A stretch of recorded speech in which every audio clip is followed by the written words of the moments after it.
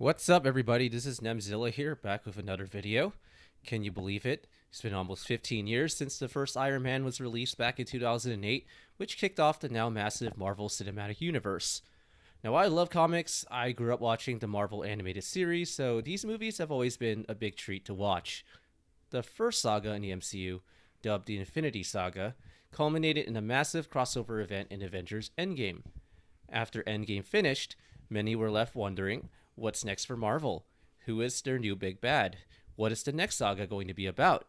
Now, since the launch of Disney Plus, Marvel, just like other parts of Disney, were asked to vomit out a bunch of content to help get subscribers to the platform. As a result, Phase 4 saw the release of 7 feature-length films and 8 Disney Plus original series, along with 2 one-off specials. This is a lot more content than any phase before it, and quantity doesn't always equal quality, as some projects knocked it out of the park, while other ones may have fallen flat. I personally like most of the projects, some I even loved, like Spider-Man No Way Home, WandaVision, and Loki. However, there were some movies that left me feeling underwhelmed. To be clear, I didn't hate any of them. I was just disappointed because I expected much better from Marvel. So that leads us to Ant-Man and the Wasp: Quantumania, the 31st entry in the MCU, and the first film to kick off Phase 5. Not only that, this movie is meant to properly introduce us to our next big bad, Kang the Conqueror. As you can see, there's a lot of hype and expectations, so how does it all stack up? This movie follows Scott Lang after the events of Avengers Endgame. Scott is now famous, he's written a book about his life, everything's all good. His daughter Cassie creates a device that sends out a signal to the quantum realm, which then leads to the Ant family being sucked into the quantum realm with no way out. I am happy to say that I really enjoyed most of the movie. Let's start with the positives. Ant-Man movies in the MCU are meant to be fun. This movie has a lot of fun moments in it, from the action to the humor. For the humor, it's not over the top like in Thor: Love and Thunder. You will not feel like every single serious moment is undercut by a poorly timed joke. This movie actually dials it down a bit compared to the previous 2 Ant-Man movies because of the high stakes involved in the story. Paul Rudd is always charming.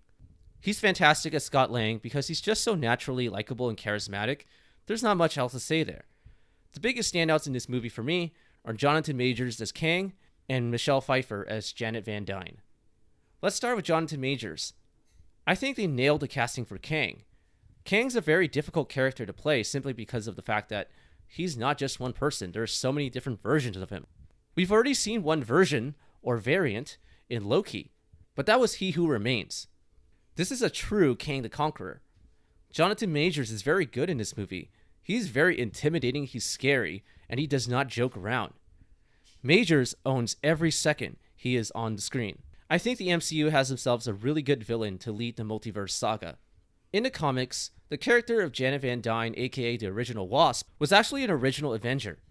Not only that, but she came up with the name. So for some people, it was very disappointing that in the MCU, they went the route of using Scott Lang and Hope Van Dyne's versions of Ant-Man and the Wasp. The great thing about this movie is that it heavily features Janet, so that means that Michelle Pfeiffer has a lot more to do as opposed to the previous movie. She's a major part of the plot.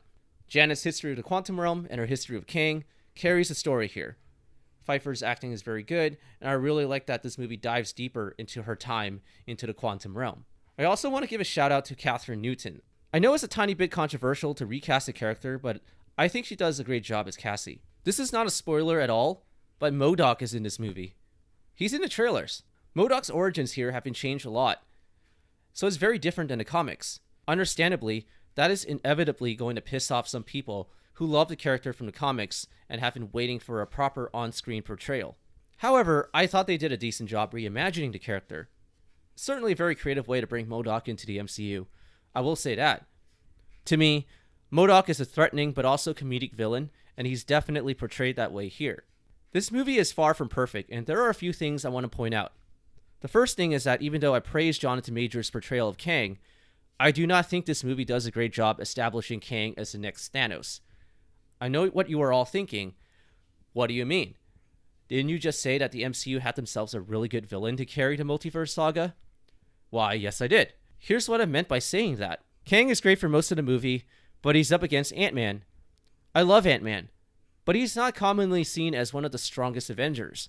In fact, he is often portrayed as a normal everyday guy who just happened to fall into the superhero life in the MCU. So, imagine a normal everyday man who can only shrink or grow in size faces off against a villain from the freaking 31st century who can manipulate time and reality. Just doesn't seem fair on the surface. That's what I was curious about going in. How are they going to do this in this movie? So to make things fair, they have to depower Kang, and what happens to him in the movie may upset some people. Let's just say he doesn't end up making the stamp that we all hope for him to make in this movie, despite how good Jonathan Majors is in portraying him. Another negative I want to point out is the VFX. This has been a problem since Phase 4 began. Marvel had to pump out a ton of projects to meet the needs of Disney+, so there's a lot of pressure and not enough time for VFX artists to do their job well.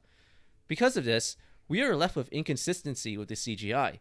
Some things are okay, some things just look awful, especially by Marvel standards. You can definitely tell that some shortcuts were taken in order to get this movie out in time. I'm very happy to hear that since Bob Iger returned as CEO of Disney, Marvel has been scaling back on the amount of releases and really taking their time to make sure the movies and the shows come out good.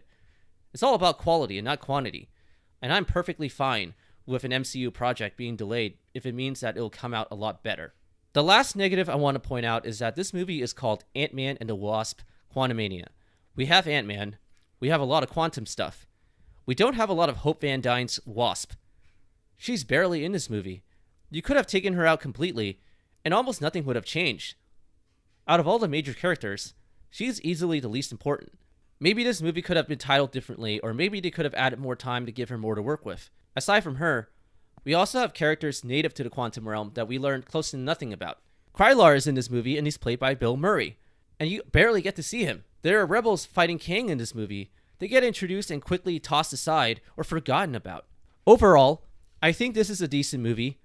In the MCU rankings, it's probably middle of the pack. I don't think it's as bad as some people make it out to be, but it's certainly not the best. There are a lot of good things to like, but the lackluster story writing and the VFX definitely drag it down. Despite that, I'm excited to see what's in store for the multiverse saga. Well, that's my review. Let me know what you think in the comments below. Thank you so much for watching. I hope you enjoyed this video. Let me know what you think on the comments below. Don't forget to like and subscribe. Peace.